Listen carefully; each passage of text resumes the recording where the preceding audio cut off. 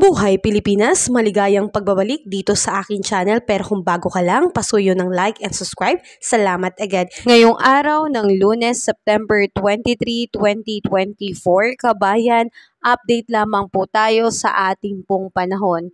Ngayong araw na ito, makikita po natin sa ating weather system na wala po tayong minomonitor na anumang cloud cluster sa loob at labas ng Philippine Area of Responsibility. So ito po ay nangangahulugan na wala po tayong ine-expect na pagkakaroon po ng LPA o anumang bagyo sa loob at labas ng ating bansa. So magandang balita po ito, kabayan.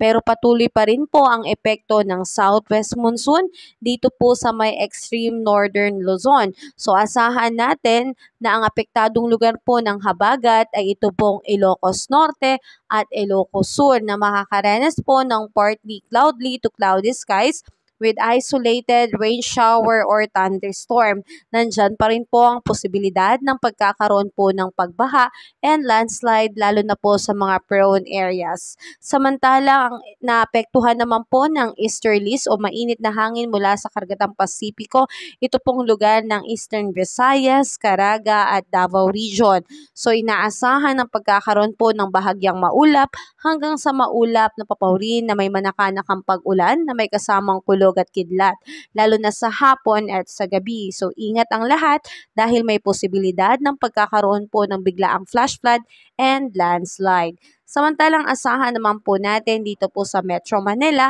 at ilang lugar po na hindi ko nabanggit sa ating bansa.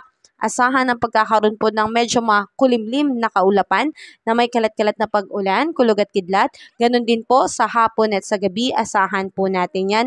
Dulot naman po yan ng mga localized thunderstorm. So sa mga bahaing lugar, may tsansa po na biglaan pong magkaroon po ng pagbaha at ganon din po ng landslide. So ngayon mga kababayan, bukod dyan, asahan po natin na pagdating po ng alas 3, ngayong araw na ito ay kansilado na po ang klase ng mga panghapon at kansilado na rin po ang pasok ng mga government employee dahil meron po tayong pinagdiriwang ngayon na Filipino Family Day po. So inaasahan po na ang lahat ng pamilya po ay magkakaroon po ng munting salo-salos na sama-sama po silang kakain.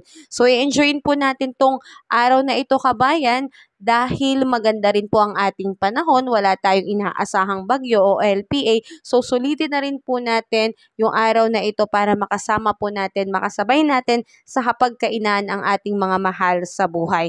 Ganon pa man, kabayan, asahan natin ang ating air temperature ngayong araw na ito, lalo na dito sa Lawag, ay aabot po ng 32 degrees Celsius, Tuguegarao 32 degrees Celsius, Baguio 23 degrees Celsius, Metro Manila 32 degrees Celsius, Tagaytay 30 degrees Celsius at sa Legazpi po ay 32 degrees Celsius.